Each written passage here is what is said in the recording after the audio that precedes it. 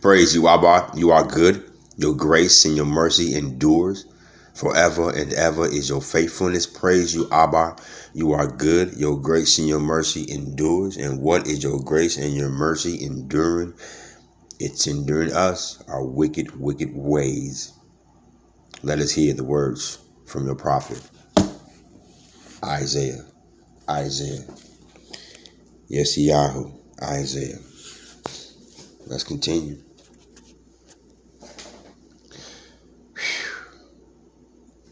Let's just go ahead and we left off right here, and that's where we continue. But we'll just read through review. Go back to other videos for the walkthrough. Right now, we're just gonna glance back. In the year of King Uzziah's death, I saw Yahweh sitting on a high and lofty throne.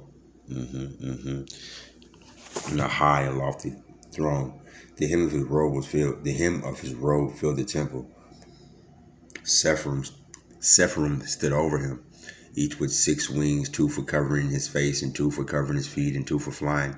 They were crying out to each other, more holy than the holiest of holiness, more holy than the holiest holiness, more holy than the holiest holiness. Triple holy, the Most High is the Lord of the armies. The whole earth is filled with his glory. The doorpost shook and the doorpost shook at the sound of their shouting, and the house was filled with smoke. Then I said, woe to me, for I am doomed. Because I, a man with unclean lips, living amongst a people with unclean lips, have seen with my own eyes the king, the boss, the Lord of the armies. And one of the Sephirim flew to me with the glowing coal in his hand, which he had taken with tongs from the altar. He touched my mouth with it and said, here, this has touched your lips. Your iniquity is gone. Your sin is atoned for. Then I heard a voice of Yah saying, whom shall I send? Whom will go for us? Oh, real quick. That is not no Trinity. Who will go for us? He's not talking to like the Father and the Son. That's not what's happening here. He's talking to the host. He's talking to everybody there in the temple. It is. And there's other people there. The seraphim are there. The glory is there. Isaiah is there. Right? That don't mean Trinity. That means, his host. I answered, I am here. Send me. I'll go. Send me. I'll go. He said, go and tell these people. Yes, you hear, but you don't understand. You see, but you don't get the point. You certainly see, but you don't get the point. Make the heart of this people sluggish with fat. This is where we left off. And this is where we continue. The Most High don't even want us to repent, but he you know what I'm saying? Like he want sometimes, man, he be just tired of us. I know for a fact, super facts, that he been tired of me, but he's so serious about his covenant. So he keep on showing that grace and mercy to old Fraser. Even when I don't understand, even when I don't get the point. Yes, you hear, but you don't understand. You certainly see, but you don't get the point. Make the heart of these people sluggish with fat. Stop up the ears and shut up their eyes. Otherwise, if the ears get clean and the eyes get clean, the eyes get unblocked. And they start hearing with the ears because the ears are unblocked, unshut up. Then understanding with their hearts will come. And they might, not they will, they might repent. But if they do repent, they'll be healed.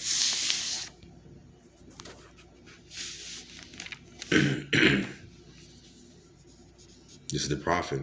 Asked Yahweh, how long? He answered. And he answered, how long? The prophet asked the Most High. The Most High answered, until cities become uninhabited ruins, houses without human presence, the land utterly wasted, until Yah drives the people far away, and the land is one of vast desolation. Even if even a tenth of the people remain, it will be devoured. Hold on. What happened to the, the Most High talking with Abraham about that city that he wanted to destroy? Abraham, like if it's 10 men there, if it's 5 there, men there, if it's one righteous man there, and the Most High, like, if it's one righteous man there, I'll say the city. Right here in Isaiah, he's saying what? Even if a tenth of the people remain, it again will be devoured. But what? I love that but that nevertheless he uses in the scriptures, but like a pistachio tree or an oak whose trunk remains alive after its leaves fall off, the holy seed will be his trunk. Pause. Seed is holy. We know in Genesis what the seed is within itself. So the seed of holiness is inside of holiness. The seed is all within itself. I'm a man, my seed is showing up within me, right? So the seed is always within itself. So the seed of holiness is inside of holiness. The trunk is holy.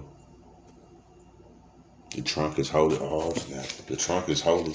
Right. The trunk is holy.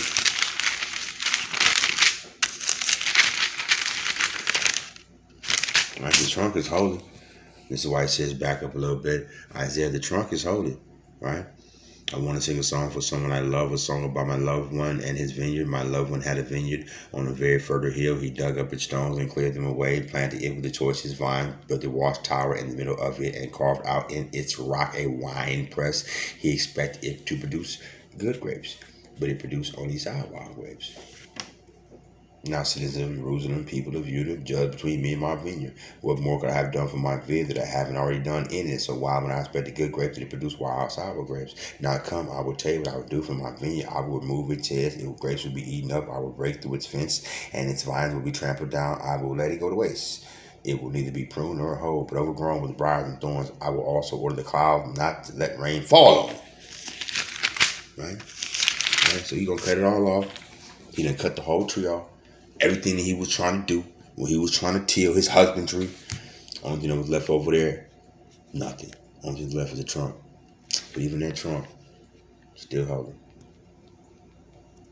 Still holy. So how come we ain't holy? I planted my tree. I loved it. It was produced. It was supposed to produce the seed that was in itself. But it's producing wild sourness. But like a pistachio tree or an oak. But listen to the references used here. Pistachio tree or an oak. The others had vines and grapes. But now we're dealing with a pistachio tree or an oak, something solid. But like a pistachio tree or an oak whose trunk remains alive after its leaves fall off. After he done cut everything off of us. After he done cut us off away from him because of our sin. There's still a holy seed in the trunk. In the trunk. Which means what? The trunk, you see the trunk of the tree? You know that the tree that you can see on the outside, on top of the ground, is cut off and down. But you know there are plenty of roots under the ground that you cannot see, that you cannot touch. So what is he trying to do with us? He's trying to make everything in our life that people can see, the things that we can see, the things that are external, that are not of him, cut off. And hopefully, you're really rooted and grounded in the truth. Hopefully, you're really rooted and grounded in the truth. Because after the Most High get done with us, all we are is just a trunk. All you are just a trunk. It ain't even like the fruit got cut off here. It ain't even like the branches got cut off here. Like you already down to the ground. You've been there? When you was bearing fruit, nice and shiny and big and green, and you are shade for people, and people can come eat off your fruit and partake in the fruit that you given and edify themselves. Have you ever been there? Have you actually ever been? Good grapes. Good grapes. Have you been there? I have. Then I kept on sinning. I got cut off. And I was just a trunk. People can't do nothing but what? Sit on me, right? But it's a holy seed up in there. The seed of holiness is inside of holiness. So how do we go back to manifesting the holiness? It ain't too hard because the seed is already there. It's got to get back to the holiness. But how do we get back to the holiness? The first thing we got to do is die at the altar. Fix our mouth. And our lips will be changed. And that will be the process, the beginning of the process back to holiness. That's that seed. The seed is within itself. This is why somewhere else it is written that what? The seed is the word. The seed of the word. When Yeshua gave those parables, when he went back and doubled back and taught his disciples alone, he said, "Hey, let me tell you about the parable about the sower." See, the sower sows the word, right? That's what Yeshua said, right? It's holy, holy. The word is holy, holy. The seed is within itself. The seed of holiness is within holiness. Still inside the trunk. It ain't looking good, but the roots are still there. Shalom.